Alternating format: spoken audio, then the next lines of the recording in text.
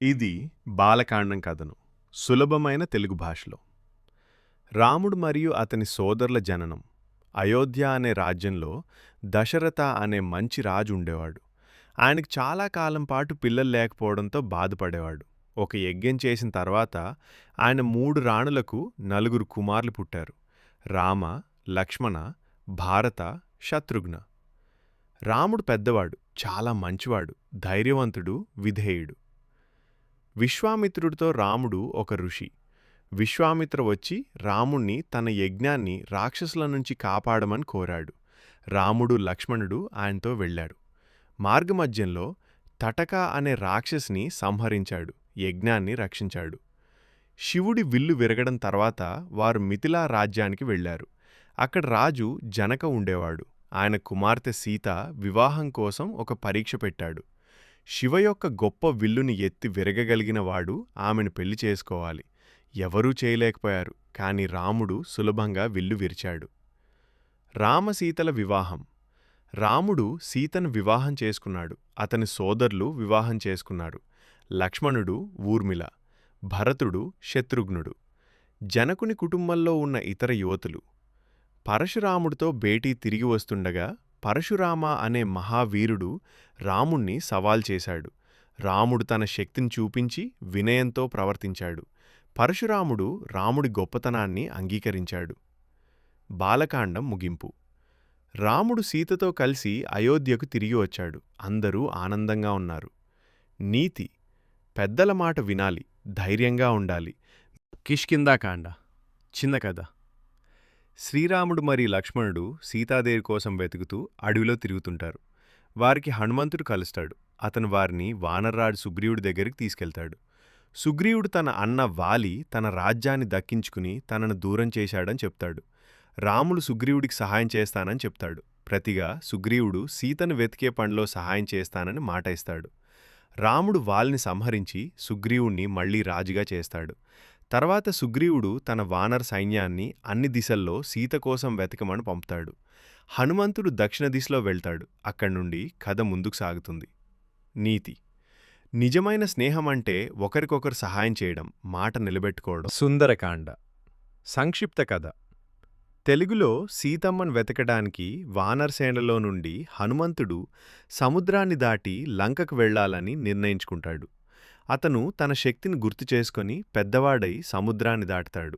లంకలోకి చేరిన తర్వాత హనుమంతుడు రాక్షసుల నగరాన్ని గమనించి చివరకు అశోకవాటికలో బాధతో ఉన్న సీతమ్మను కనుగొంటాడు. ఆమెకు శ్రీరాముడు పంపిన ఉంగరాన్ని చూపించి ధైర్యం చెబుతాడు. సీతమ్మ కూడా తన చూడామణ్ణి హనుమంతుడికి ఇచ్చి రామునికి ఇవ్వమని చెప్పుతుంది. తరువాత హనుమంతుడు లంకలో రాక్షసులతో యుద్ధం చేసి తన శక్తిని చూపిస్తాడు. చివరకు రావణుని సైన్యము అతన్ని పట్టుకొని అతని తోకకు నిప్పు అంటిస్తుంది. హనుమంతుడు ఆ అగ్నితో లంక నగరాన్ని కాల్చివేస్తాడు. ఆ తర్వాత హనుమంతుడు తిరిగి వచ్చి సీతమ్మ గురించి వార్తలను శ్రీరాముడికి తెలియజేస్తాడు. దీంతో రాముడు సీతను రక్షించేందుకు లంకపై యుద్ధానికి సిద్ధమవుతాడు. సారాంశం: సుందరకాండలో హనుమంతుడి భక్తి, ధైర్యము, బలము మరియు తెలివితేటలు ప్రధానంగా చూపించబడతాయి. ఇది బాలకాండం కథను సులభమైన తెలుగు భాషలో. రాముడు మరియు అతని సోదరుల జననం. అయోధ్య అనే రాజ్యంలో దశరథ అనే మంచి రాజు ఉండేవాడు. ఆయనకు చాలా కాలం పాటు పిల్లలు లేకపోవడంతో బాధపడేవాడు. ఒక యజ్ఞం చేసిన తర్వాత ఆయన 3 రాణులకు 4 కుమారులు పుట్టారు: రామ, లక్ష్మణ, భారత, శత్రుఘ్న. రాముడు పెద్దవాడు, చాలా మంచివాడు, ధైర్యవంతుడు, విధేయుడు. విశ్వామిత్రుడితో రాముడు ఒక ఋషి. విశ్వామిత్ర వచ్చి రాముణ్ణి తన యజ్ఞాన్ని రాక్షసుల నుంచి కాపాడమని కోరాడు. రాముడు, లక్ష్మణుడు ఆయనతో వెళ్లారు. మార్గమధ్యంలో తటక అనే రాక్షసిని సంహరించాడు, యజ్ఞాన్ని రక్షించాడు. శివుడి విల్లు విరగడం తర్వాత వారు మిథిలా రాజ్యానికి వెళ్లారు. అక్కడ రాజు జనక ఉండేవాడు. ఆయన కుమార్తె సీత వివాహం కోసం ఒక పరీక్ష పెట్టాడు. శివ యొక్క గొప్ప విల్లుని ఎత్తి విరగగలిగిన వాడు ఆమెను పెళ్లి చేసుకోవాలి. ఎవరూ చేయలేకపోయారు, కాని రాముడు సులభంగా విల్లు విరిచాడు. రామసీతల వివాహం. రాముడు సీతను వివాహం చేసుకున్నాడు. అతని సోదరులు వివాహం చేసుకున్నారు: లక్ష్మణుడు, ఊర్మిళ, భరతుడు, శత్రుఘ్నుడు.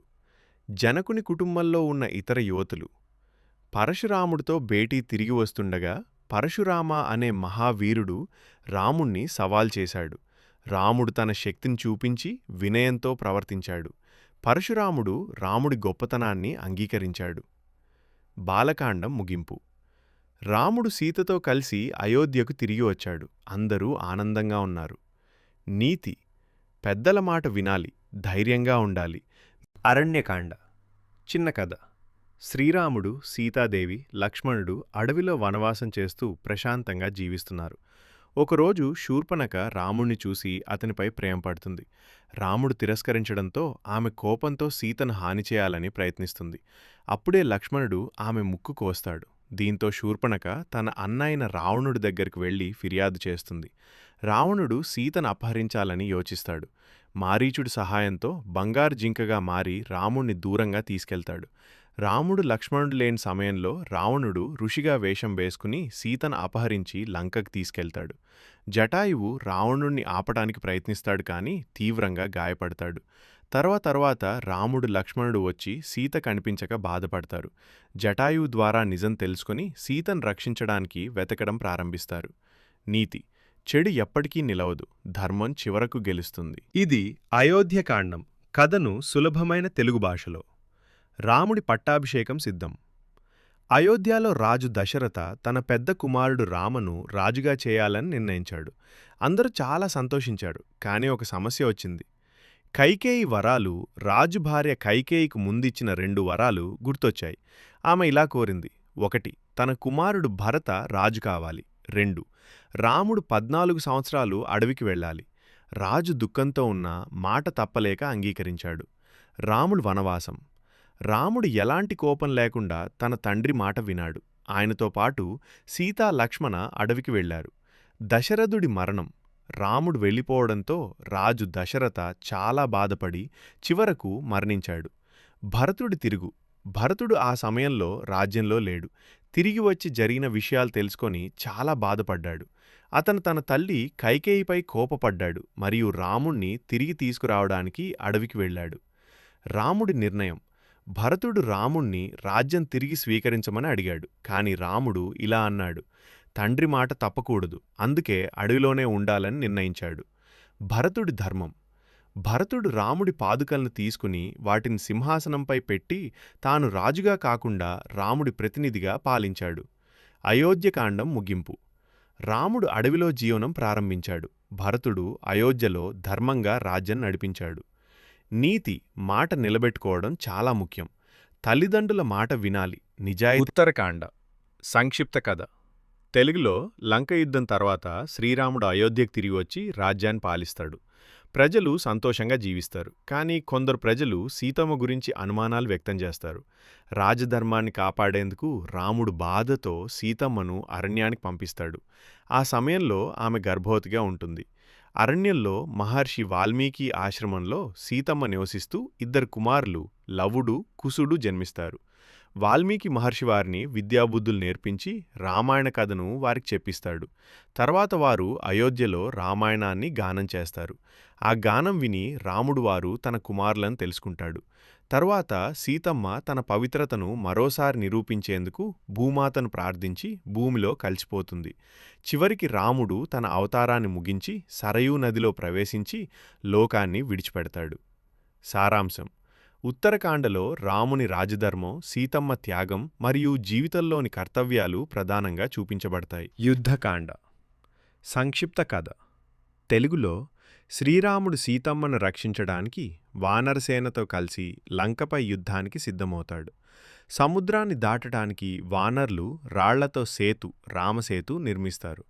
లంక చేరిన తర్వాత రాముడు, లక్ష్మణుడు, హనుమంతుడు మరియు వానరసేన రావణుడి రాక్షస సేనతో ఘోర యుద్ధం చేస్తారు.